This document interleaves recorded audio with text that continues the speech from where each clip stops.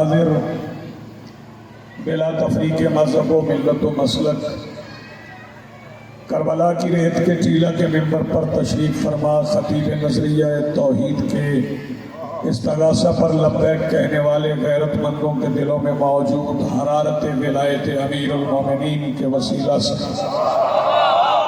दरख्वास्त गुजार हुआ अपने उस वारिस के हुजूर जो पर्दा गैब में शाह सवार वादी नूर की हैसियत से मौजूद है कि कायनात का व मुतलकुल अनान मुदब्बिरुल उमूर अपने रुख से हिजाब गैबत हटाए और काबा की छत से अपने पहले ही खुतबे में कायनात को समझाए कि अली कल भी वाजिब था, अली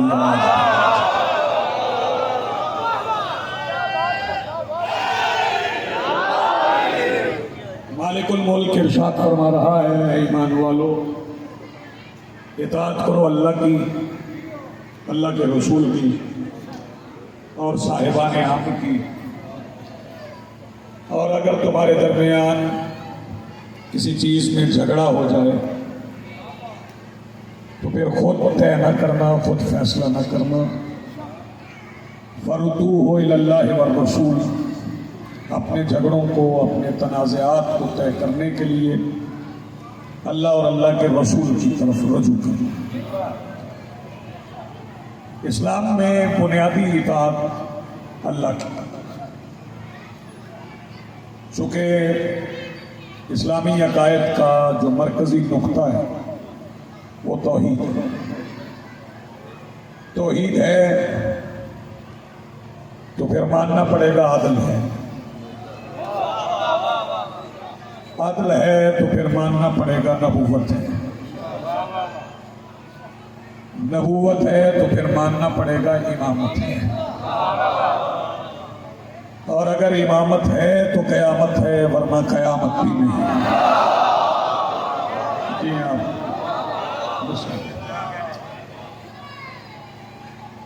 नबूवत और इमामत का बड़ा गहरा रिश्ता है, लेकिन मैं चंद जुमले इताअत पर ही अर्ज़ करूँ। शिया सुन्नी इज्तिमा है। सवाल मेरा यह है कि क्या किसी मसलक के पैरोकार को अल्लाह ने कोई हुक्म दिया है? अल्लाह कोई हुक्म देता है? खुद अल्लाह ने किसी को हुक्म दिया हो कि नमाज पढ़ो, रोज़ा रखो? अल्लाह अपने हबीब से ही कहते हैं। आप कह दीजिए, आप कह दीजिए, आप कह दीजिए।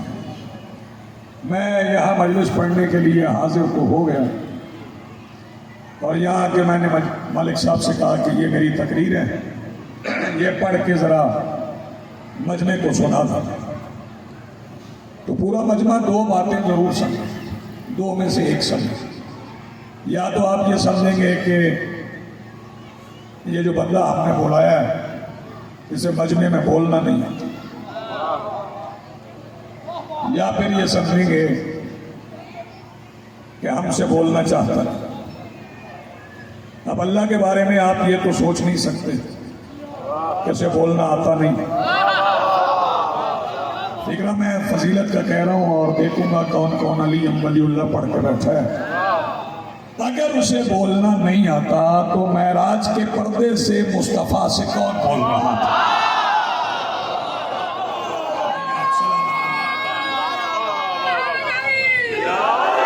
ये तो आप सोच ही नहीं सकते कि अल्लाह को बोलना नहीं आता। वो इतना कादरे मुतलक है, जब चाहे कहीं कलाम पैदा करके किसी को कलीमुल्लाह बना। इसका मतलब है बोलना तो उसे आता है, तो फिर क्यों नहीं बोलता? वो अपने हबीब के बगैर बोलना चाहता नहीं। जो हुसैन के जुलूस में बंदे आए वो तोहफा लेके जाएं, अपने हबीब के बगैर वो अपने बंदों से बोलना चाहता नहीं।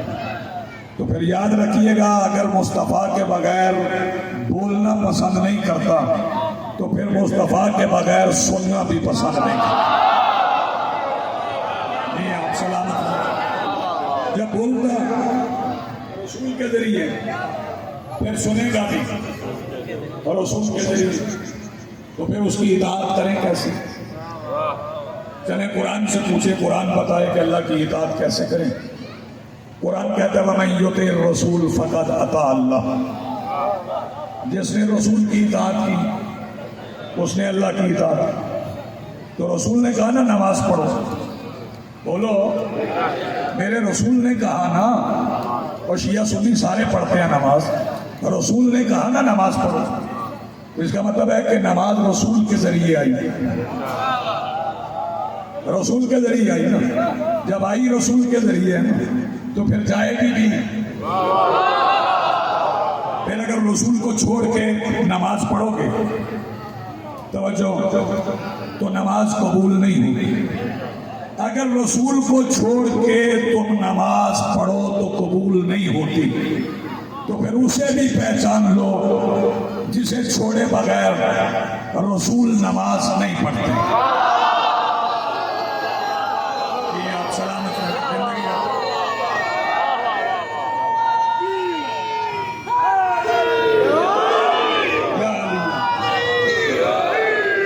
यहाँ पर एक नुक्ता है, नमाज चूंकि वाजिब है, मैं चौक में नमाजियों को नमाज की तबलीग करने नहीं है।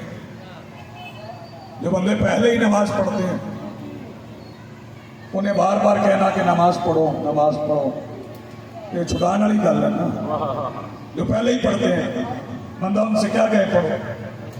लेकिन कुछ मुबल्लिग ऐसे बन गए हैं जो कहते हैं कि सजदा ही सब कुछ है,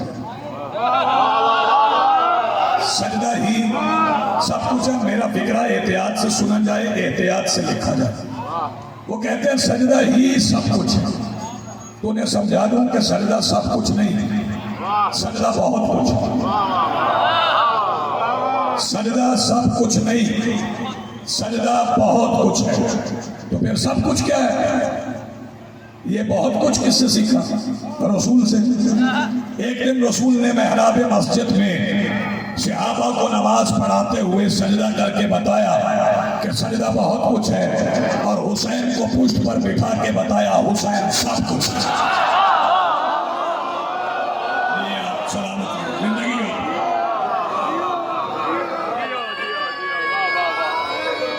मिल के बोलो हैदरी।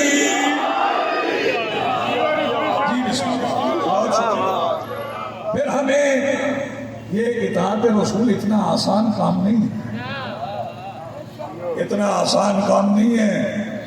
रसूल की जो हुक्म हुए अगर मैं पूरे न कर सकूं तो बाद में चाहता हूँ एक चीज़ तय कर गया, चूँकि चौक है तो मैं पैगाम देना चाहता हूँ। वैसे हम चौक में भी वही कहते हैं जो इमाम बारगाह में कहते हैं। ये बंदों को गलत फहमी है कि चौक में आके बदल जाते हैं। ना हमारा आलम बदले, ना हमारा ताजिया बदले, ना हमारा मातमी बदले। हम चौक में भी वही कहते हैं जो मस्जिद में कहते हैं, जो इमाम बारगाह में कहते हैं। अब यहाँ बैठने, यहाँ हम नमाज भी पढ़ सकते हैं और नमाज ही पढ़ रहे हैं। क्या कहने आपको, नमाज भी पढ़ सकते हैं और नमाज ही पढ़ रहे हैं। छुपाने वाला हमारे पास कुछ नहीं है। इताअत रसूल ऐसे मुमकिन नहीं कि ऐसे ही बंदे कर दें, ये किसी से सीखना पड़ेगा। सीखे बगैर इताअत रसूल नहीं आएगी। तो पहले तलाश करो कोई घर जो इताअत रसूल सिखाए। अगर ना मिले तो मजलिस में आ जाना। हमारे पास एक घर है जिसके निगरान का नाम इमरान है। हमारे पास एक किराना है जिसके मुरब्बी का नाम इमरान है। वो इताअत रसूल सिखाते हैं, सिखाते हैं इताअत रसूल। चले ये बताएं, सरकार दो आलम सल्लल्लाहु अलैहि वसल्लम और सरकार अबू तालिब का रिश्ता क्या है? क्या है? बोलो। रसूल क्या कहते हैं सरकार अबू तालिब को, और सरकार अबू तालिब क्या कहते हैं? नहीं, मैं अंदर की बात नहीं कर रहा, हवेली के अंदर की बात नहीं कर रहा। क्योंकि अच्छे नौकर वो होते हैं जो अपने मुर्शदों की दहलीज पे सजदा करके पीछे हट जाए, घर की तलाशी न ले। मैं तलाशी नहीं लूंगा कि अंदर क्या कहते हैं। मैं तो बाहर की बात करूंगा कि मीटिंग में, जलसे में, मजलिस में, इज्तिमा में रसूल चचा कहते थे। तो चचा क्या कहता था? एक मीटिंग हुई थी, एक जलसा हुआ था, हुआ भी सरकार अबू तालिब के घर में। सरकार अबू तालिब की हवेली में पहली दावत इस्लाम हुई थी, वो जिसमें अबू लहब आता था। अब अबू लहब के नकायस पढ़ने पे तो किसी को एतराज नहीं ना। अबू लहब आता था, लंगर करता था, मजलिस नहीं सुनता था। सुन गया? अबू लहब आता था, लंगर करता था, मजलिस नहीं सुनता था। तो नबियों के सुल्तान ने कहा चाचा ये बात करने ही नहीं देता। फरमाया जब आप चाहें आप बात करें। फिर तीसरे दिन जब अबू लहब उठना चाहता था तो अबू तालिब ने बिठा दिया। मैंने पूछा उलमा से कि अबू लहब को उठाता कौन था? कहने लगे शैतान। तो फिर उसका कलेमा तो न पूछना जो शैतान के उठाए हुए को छिड़क से बिठा ले। फिर उसका कलेमा ना पूछ।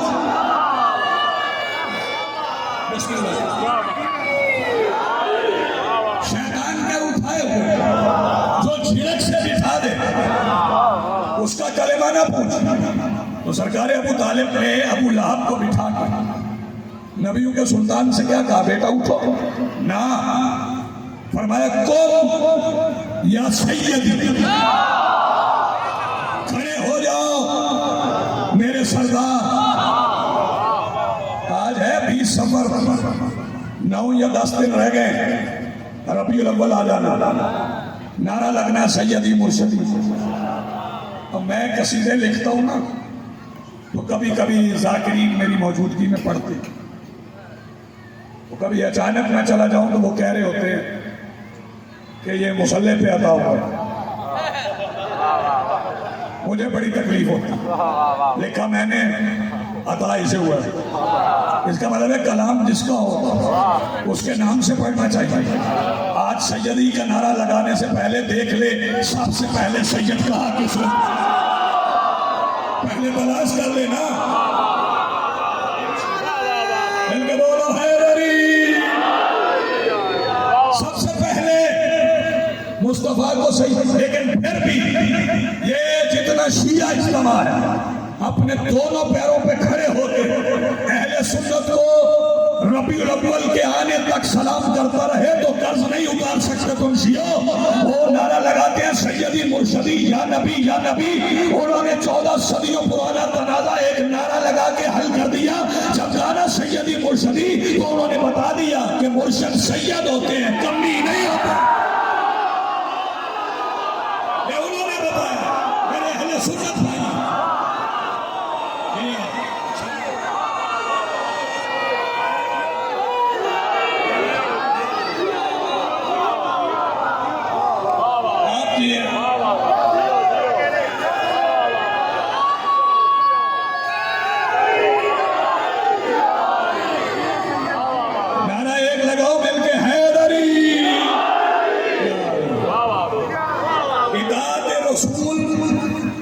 सीखना ही सीखा।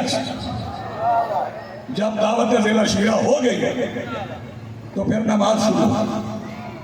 वो जो बंदे कहते हैं ना छुप छुप के पढ़ते थे, जिस घर में हमजा हो ना उन्हें छुपने की जरूरत नहीं,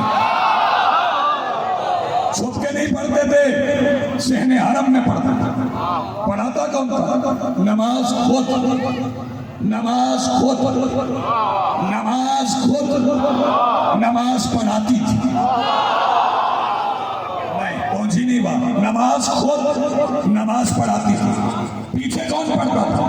मलिकातुल अरब, रईसा मुमलकत इलाहिया, मस्तर इस्मत, मकसद हुज्जत, वो शहजादी जिसके पाया तख्त का उतरा हुआ सदका खाने वाले जन्म जन्म के भूखे अमीर हो गए। वो शहजादी वो नमाज पढ़ती। साथ कौन खड़ा होता? अली।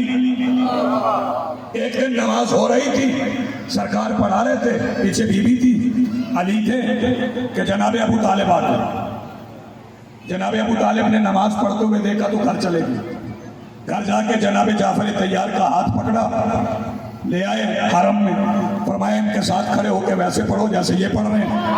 जाफर को खड़ा करके खुद अबू तालिब पर रहना तलवार लेके मुस्तफ़ा के गिर्द तवाफ करने लगे कि इतने में अबू लहब आ गया। आके कहने लगा अबू तालिब ये क्या कर रहे हैं, कभी उठते हैं, कभी बैठते हैं, कभी झुकते हैं। सरकार अबू तालिब के हाथ में दी तलवार, फरमाया ये नमाज पढ़ रहे हैं। कहने लगा फिर आप क्या कर रहे हैं, फरमाया मैं नमाज कायम कर रहा हूं। वो पढ़ रहे हैं, ये आप सलामत रहे, वो पढ़ रहे हैं, मैं कायम कर रहा हूं। इस घर से इताअत सीखो, ये इताअत सिखाए। अब मसलक की तो बात ही नहीं, ये फिरकों में अजीब बात है। किसकी मस्जिद है जी, शियों की? किसकी मस्जिद है, बरेलवियों की? किसकी मस्जिद है, अहले हदीस? हाथ हो गई भाई, वो मस्जिद अल्लाह की होती है, आपने अपने नाम लगा लिया। ये शियों की, ये बरेलवियों की, ये फिरका बंदी से निकलोगे ना फिर इताअत मुस्तफ़ा समझ आएगा कि इताअत रसूल क्या है। जुबानी शिया इसका नारा लगाए तो भी ठीक नहीं, सुन्नी लगाए तो भी ठीक नहीं। पहले समझ लो कि इश्क होता क्या है। जुबान से कहोगे तो इश्क हो जाएगा, नहीं होता। थोड़ी देर के बाद हम इश्क दिखाएंगे। बेदार रहना भाई। लेकिन एक मिसाल इसकी मलिक साहब ने बता दिया, सबसे ज्यादा मोहब्बत से आगे है इश्क। जहां मोहब्बत खत्म होती है वहां से इश्क शुरू होता है। सबसे ज्यादा मोहब्बत दुनिया में किसको किससे? भुली पै गए हो ना, मावा की खिदमत की हो तो बंदे भूलते नहीं। सबसे ज्यादा मोहब्बत किसको किससे? माँ को बच्चे से।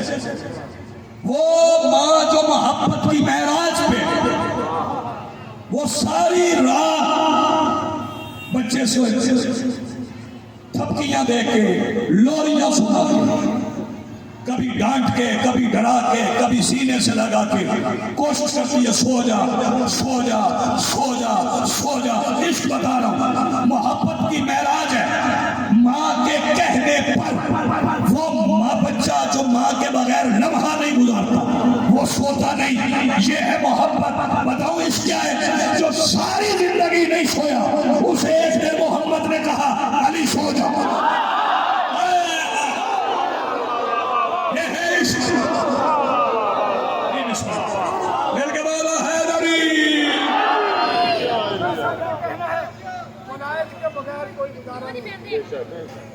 मातमी भी अगर बुलाए नहीं पड़ता तो मातमी की बात सुनना जरा गौर से।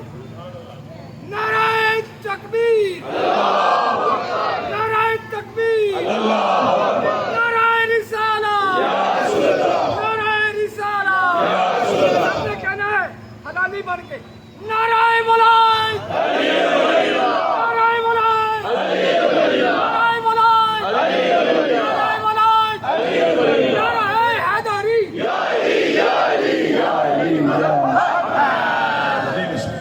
हाँ, एक बात मैं और भी कहूँगा, बुजुर्गों ने बड़ा अच्छा नारा लगवाया, ये हलाली हरामी के चक्कर से भी निकलो। हाँ, जिसने मातम किया वो हलाल ज़्यादा है। जिसने मातम के लिए दुकान बंद कर दी, तवज्जो फैसला सुनाने लगा। जिसे हुसैन के मातम का जुलूस बुरा नहीं लगा वो भी हलाल ज़्यादा है। अब मैं बताऊं कौन हरामज़ादा, तो फिर समझेंगे। जिसे हुसैन के मातम का जुलूस, बता देता हूं हरामज़ादा कौन है। यजीद मुर्दाबाद कहने पे जिसके दिल में जलन हो, कल भी हरामी था।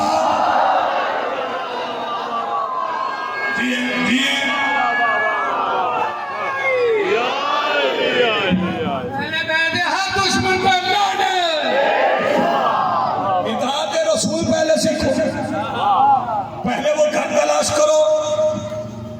हयात रसूल सिखाया। अभी इश्क और मोहब्बत की बात हो रही थी। दो फिक्रे और फजीलत के कह लूँ, मुझे एहसास है फिर मातम होना है, फिर जुलूस में रवाना होना है। बट माँ को मोहब्बत है ना सबसे ज़्यादा, ऐसे ही है। औलाद को माँ से इतना प्यार नहीं होता जितना माँ को। और याद रखना, माँ का गुस्ताख इमाम बारगाह में हो या मस्जिद में, अल्लाह को अच्छा नहीं लगता। तवज्जो, माँ का गुस्ताख, तवज्जो तवज्जो, और जो माँ को मार दे,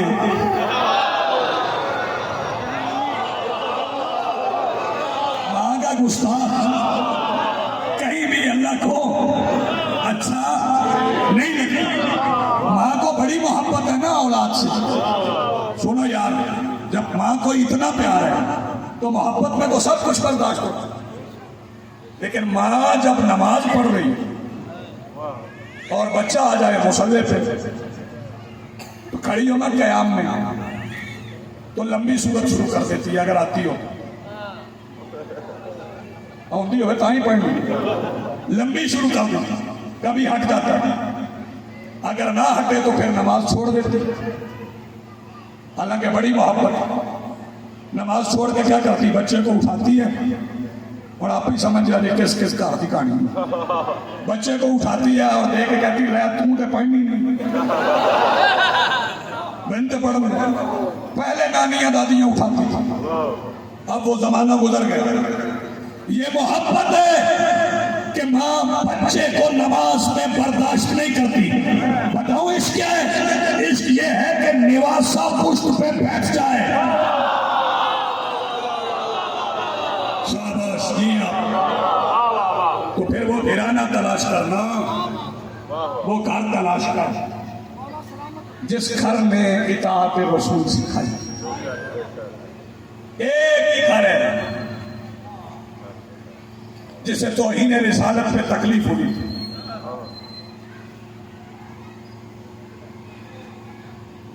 गुलामी रसूल पर जान भी कुर्बान है। ये जान कुर्बान किसने की? किसने की?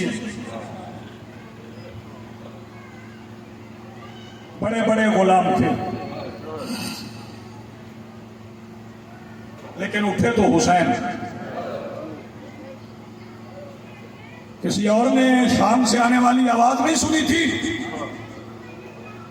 कि ना वही थी ना नबूवत थी।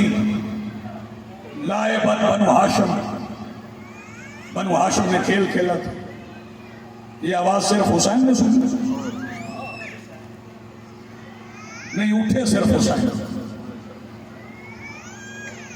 बाकी बंदे सोच रहे थे थोड़े दिन की बात है, यजीद मर जाएगा फिर हम निकलेंगे, लेकिन उठे सिर्फ हुसैन, ये बताने के लिए कि वही भी थी, नबूवत भी थी। वजह नबूवत ही थी जो हुसैन ने कहा था कि मुझ जैसा उस जैसे की बैत नहीं कर सकते। ये जो हमारे साथ बैठी, ये हम फैशन में नहीं लाए, ये सुन्नत है कि जब इज्जत रसूल के लिए निकलो तो फिर बेटियां साथ ले जाओ। फर्क सिर्फ इतना है, मेरी तेरी बेटी के बैठने के लिए बाजार बंद हो गया,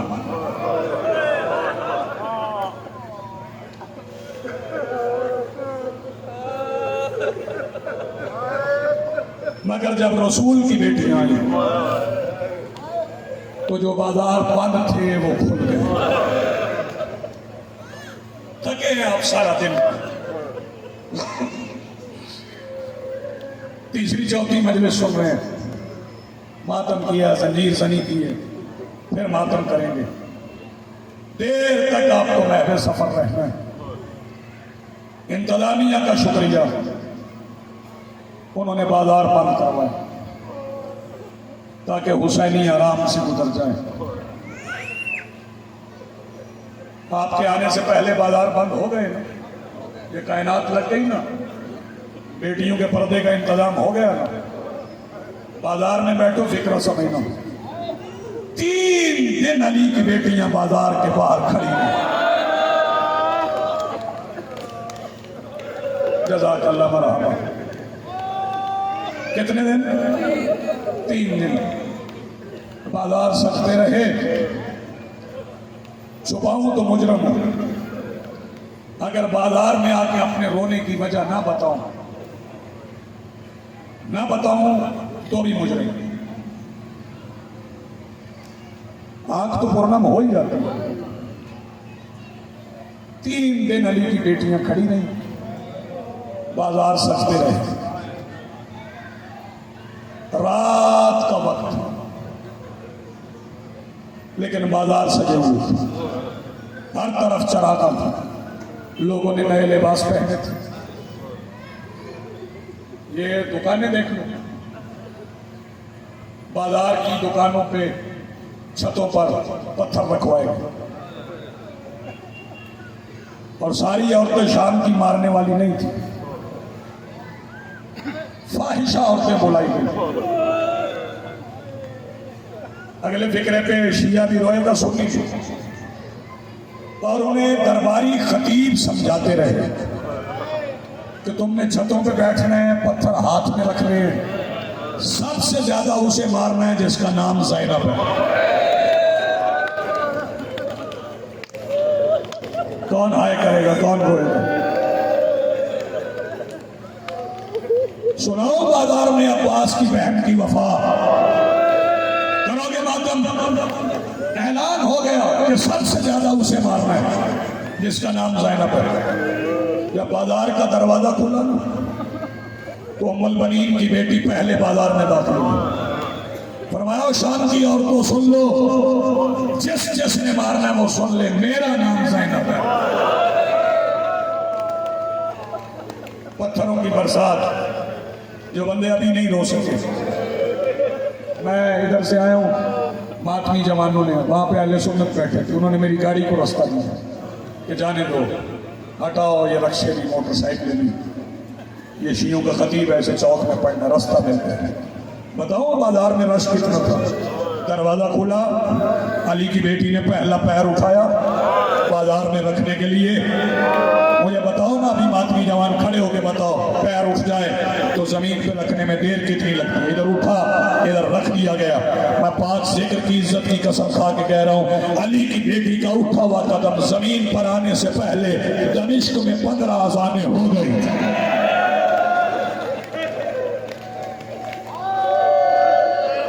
आए करके रोने वाले सलामत रहे। बस 2 फिक्रे और मसाइब के, मेरी हाजिरी हो गई, इबादत हो गई। शहजादी इबादत जी 15 अज़ानें। बुजुर्गों ने मुझे रोका है, मैं जवानों को समझा दूं। 15 मस्जिदों में नहीं, एक पैर पे खड़ी थी अली की बेटी। पहली अज़ान इशा की, फिर फजर की, फिर ज़ोहर की, फिर असर की, फिर मगरिब की, फिर इशा की, फिर फजर की, फिर ज़ोहर की, फिर असर की, फिर मगरिब की, फिर इशा की, फिर फजर की, फिर ज़ोहर की, फिर असर की, फिर मगरिब की, फिर इशा की ज़ान हुई। सैयदा का कदम पहला जमीन पे आया, छतों से पत्थर आना शुरू हो गए। मैं फिक्र कहूंगा, पता नहीं वो बंदा कौन है शाजी जो सीने पे हाथ न मारे। इतने तेज आए पत्थर, चंद लम्हों में अली की बेटियों के लिबास के रंग बदल गए। शहजादियां बाजार में आ गई। फजाइल मैंने छोड़ा है, मैं चाहता हूं मातमियों की आवाजें बुलंद हो जाए।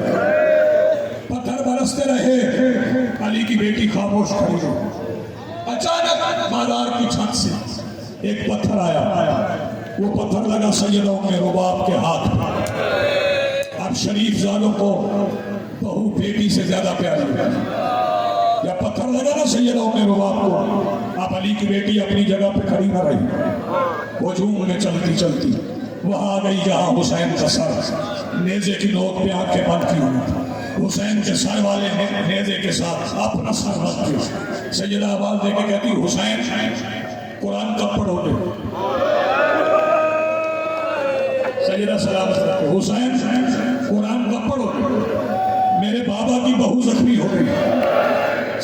फिक्र और कह रहा हूँ। शबीर ने सेना की नोक पे कुरान पढ़ना शुरू कर दिया। शियो सुनियो मुद्दत के बाद बहन ने भाई से कुरान सुना, पत्थर भूल गई, भाई से कुरान सुनने लगी।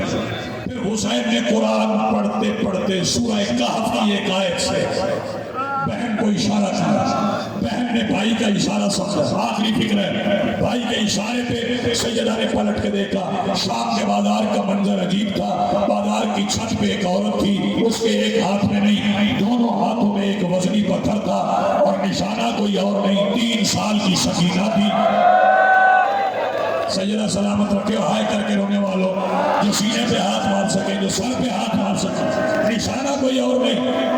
अगले फिक्रे पे हर बंदा शामिल हो जाएगा। वो औरत पत्थर मारना चाहती थी। बताओ अली की बेटी का मौजज़ा, उस औरत ने इधर हाथ से पत्थर छोड़ा, पता नहीं अली की बेटी कैसे चली। फिर वो पत्थर सकीना के सर में नहीं, वो पत्थर लगा बीबी ज़ैनब के सर में। अल्लाह करे मैं समझा सकूं। जब सैयदा के सर में पत्थर लगा, फिक्र छुपाऊंगा नहीं, अब्बास का सर नामी बार नेले की नोक से बाजार की सख्त जमीन पे गिरा। खौली ने ऐसे उठाया जैसे शेबर ने 13वीं ज़नब के बाद हुसैन का उठाया था। उठा के अपने साथ से कहे तो देख, अब्बास का सर फिर गिर गया है। जो बंदे अभी मातम नहीं कर सके, ये कहते फिर नेज़े पे सवार कर। बड़ा जालिम था खौली, लेकिन आवाज दे के कहता हया कर, अब अब्बास के सर में नेज़े की जगह बाकी नहीं। जो हाय करके रो सको, अब अब्बास के सर में नेज़े की जगह बाकी नहीं। कहता फिर क्या करना, कहता फिर क्या करना, अब्बास का सर कहाँ रखूं। ये कहता कोई ऐसा काम कर कि शाम के बाजार का माहौल बदल जाए। जिन्होंने सुन रखा है कि अब्बास का सर घोड़े की गर्दन में था, आज उन्हें बता दूं कि घोड़े की गर्दन में आया कैसे। ये लईन अब्बास का सर लेके वहां आ गया जहां एक रस्सी में अली की 9 बेटियां थी। अली की बेटियों के सामने आके